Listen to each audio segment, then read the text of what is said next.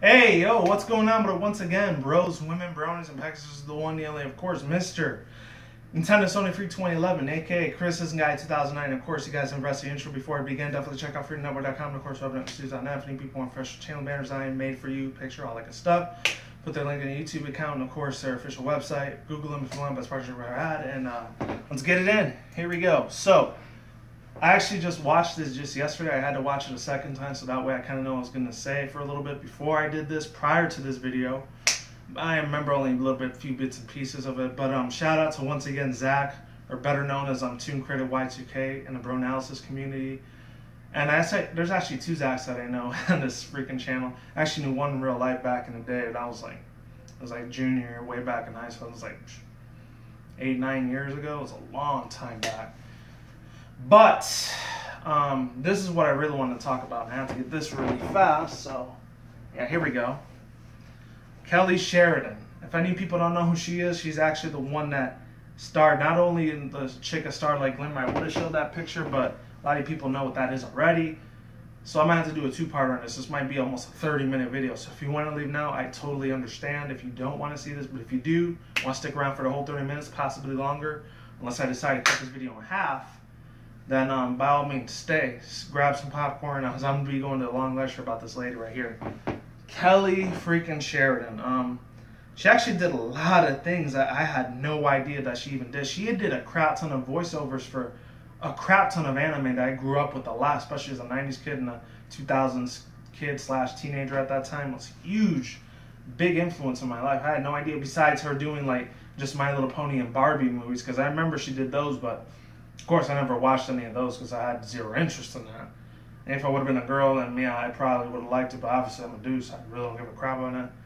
But nowadays, it's mostly about MLP and stuff. But, here we go. I'm just going to go over the list of animes that she's done. She's done, some of these I've never heard, by the way, so take it with a grain of salt. And the anime ones she's done Boys Over Flowers, Black Lagoon, Card Captors I know Black Lagoon, I know Death Note. I never heard of Dokikata. I never heard of Earth Girl Aruna. I never heard of Eat Man 98. I've heard of Da Hat Rooks. Let's see what else she's done. She's done Hamtaro. I remember that one. I've never heard of Hikaru. I think that's what it is. Hikaru no Go. I never heard of it. Human Crossing, never heard of it. And I've never heard of Infinite Rubius. Inuyasha, a big one I know about. She did Kagome's and Sango's voice, which was wild. Master Keaton, I never heard. Mega Man and T-Warrior, I grew up a lot with that as a late 90s kid after that. Let's see. Melty Lantern, never heard about. I've heard of Mobile Suit Gundam, both of them. I know that whole series at the back of my hand. It's ridiculous. Monster Ranch, I was a big fan of that. She's done Nana. She's done The New Adventures of Kimba. That's a little bit familiar. It looks like the animation of Land Before Time mixed with Arthur, how it was back in the mid-late 90s. And she's done Popotan. I never heard of that anime, or Project Arms. She's done Powerpuff Girls Z, aka the anime version of Powerpuff Girls, as it was here in the U.S., United States. She's done Ramna. I've seen that a couple times. Silent Mobius, I've heard a little bit of, but I never got into it. She's done The Soul Taker.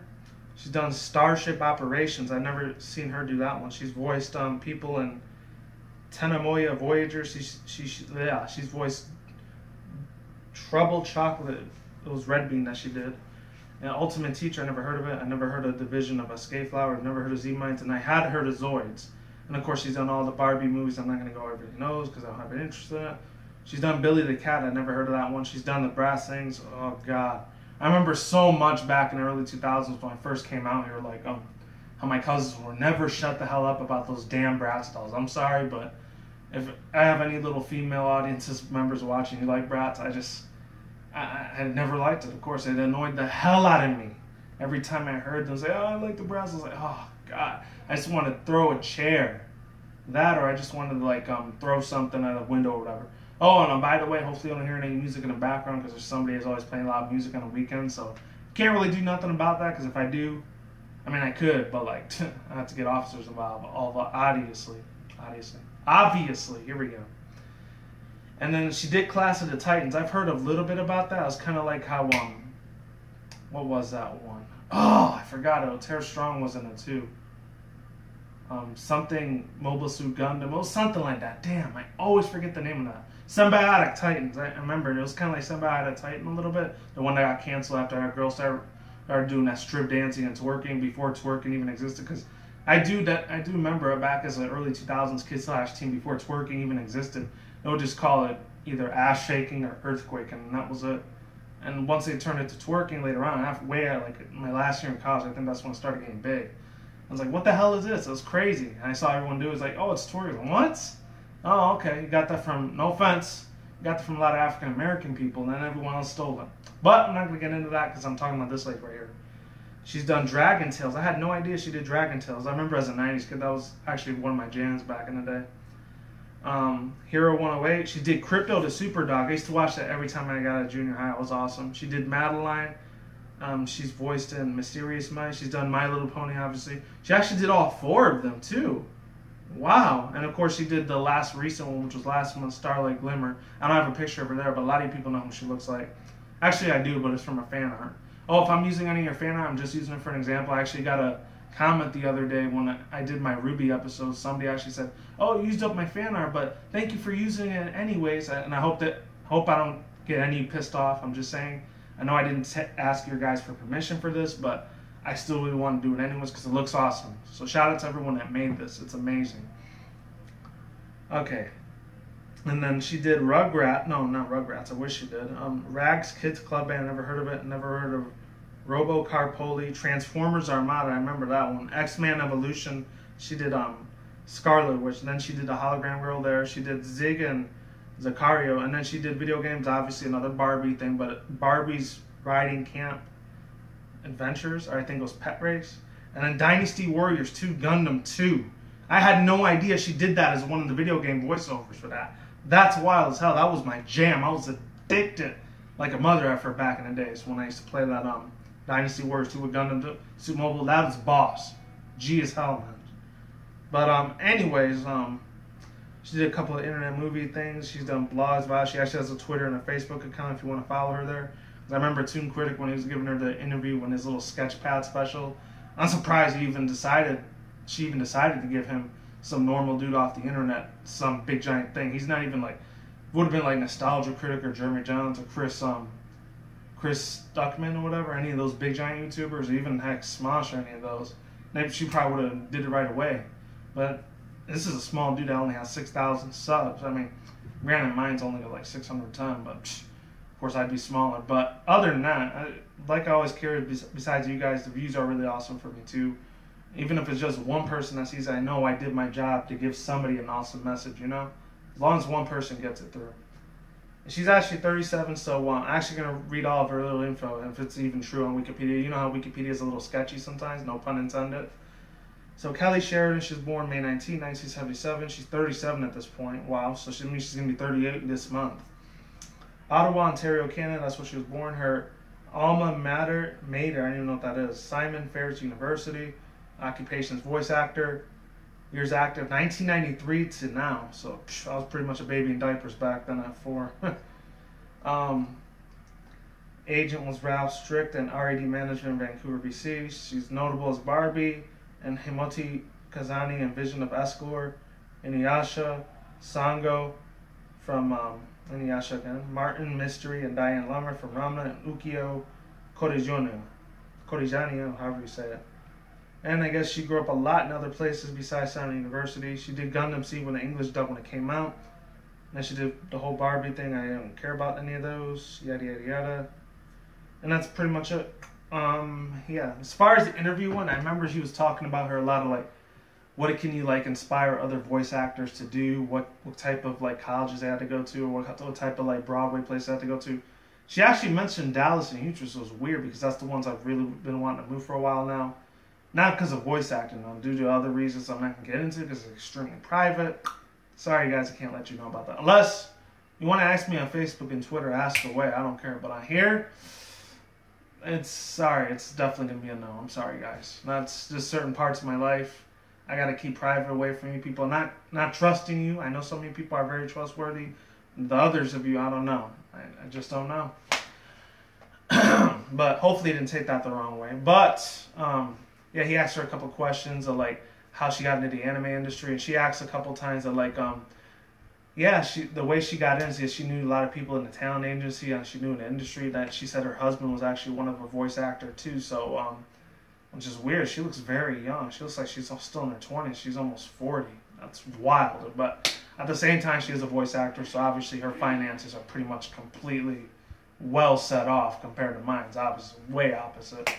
That'd be awesome if I was rich like her. But other than that, you know, you can't have everything in the world, right? But I know I keep saying but a lot too. Just deal with it. Just bear with me. Those other questions that he was asking her, like, how many hours a week do like voice actors work? And she said, you'd be surprised. It's not very much. She's more of an outdoor naturesy type of girl.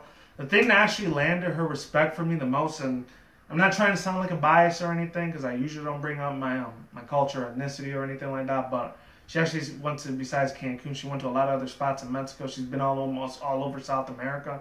I've never even did that. I've only went to like either 6, 7 different districts or countries in there in the central part. I never went like beyond like South America, like Brazil or Uruguay, Argentina, what else? Chile, Nicaragua, any of those spots out there. I haven't even been to all those. I mean, I would love to do that one day, but if my finances ever go really back to perfection again, I will definitely love to do that. But and they said like she had a lot more respect for like Mexican culture and stuff like that, which is awesome, because most of you people know, if you've been with me for almost 5 years, which next year will be 5 years. This is still 4 years since I've been doing this here, and 7 years on my other channel. It's gonna be 8 pretty soon.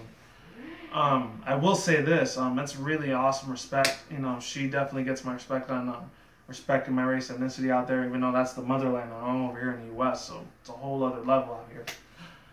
And the last 2 things I'll touch base with is at number 1. She actually did a little ending thing to her quote of her being Starlight Glimmer. She says, "We must all be equal." That was really awesome stuff. And she actually, another thing that was really noticeable for me when she did the interview with Zach, aka Toonkrytic, was the little part when she said that she actually did a lot of other projects with the actors. Like, she's worked with Tara Strong and then Ashley Ball and Tab St. Germain, Nicole Oliver, and Kathy Westluck before. She's worked with them lots of other times on other different varieties of projects, even games and movies, which is wild as heck. Really amazing. The more you know, right? Yeah, ladies and gentlemen. Oh yeah, and another thing she pointed out before I end this video off is that she did say that she's been to a couple of anime and Comic-Con conventions before, but she's never been to a brony convention. She's going to, I think, BronyCon and 2 other smaller cons. I think one in Denver, and then another one either in Utah or somewhere in the Southwest, Midwest area. I'm not sure where. But she said she's going to be going there pretty soon before BronyCon, which I'm not sure how they're going to do that now after a couple things happen. I'm not going to say it here. I talked about it in my Criticism Guy 2009 channel. If any people know what happened in Maryland a couple days ago, it was not good. That's all I'm saying. Especially if you live out there, you know exactly what I'm talking about, unfortunately. But I'm not going to get into that in this channel. It's more my Criticism Guy channel if you don't know what I'm talking about. Let's just say it had something to do with police, and that's it. But anyways, that's all I had to say, ladies and gentlemen. Hopefully they still do the BronyCon anyways, even after that event, unfortunately. I'll put all the links in the article in the description box below, all that good stuff, before I go. And shout out to, once again, Mr. Toonkrytic. He did a really awesome job interviewing Kathy Westluck. I doubt if you're watching this, Zach, because I've talked to you a few times before, but thank you very much for doing that. That's awesome as hell that you actually got the chance to interview that chick, especially when he wanted, like, some BronyCon stuff in Chicago, and that would have been awesome. I mean, I wish they would go back here to Vegas again, but after that whole Las Pegasus thing that happened about 3 or 4 years ago, they're probably not going to do that again. That sucks, unfortunately. But it is what it is. Peace out once again, bros, women, bronies, and Pegasus. I will see when I see you guys. Have a good day. Have a good night wherever you're out in the world. Don't drink, smoke weed at the same time. Don't take the reckless. Keep it calm, keep it cool, keep it chill, keep it collective, all the good stuff. And until then, that's it, guys. Peace out, ladies, and goodbye. I will see you guys next time, and brand new videos on this channel almost every single day. Stay tuned, more videos coming soon. I just said that in reverse, yeah. And then you guys take it easy, stay safe, be easy, be you, do yourself on there, stay on the grind, and stay healthy, all the good stuff. I'm out like sauerkraut, and I will see you guys in the next vlog.